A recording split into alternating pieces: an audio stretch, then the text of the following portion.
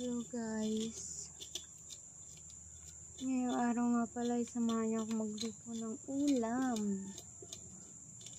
Yun nga pala ay ang lulutuin ko ay ulam na tesa.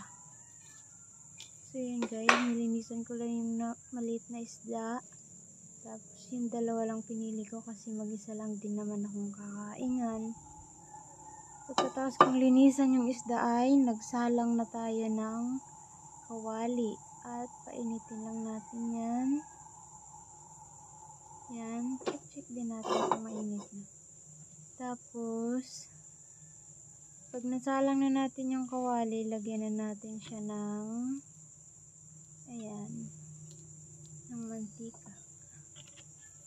Pag po sobrang dami, baka lumangoy na yung dalawa nating isda na ipiprito.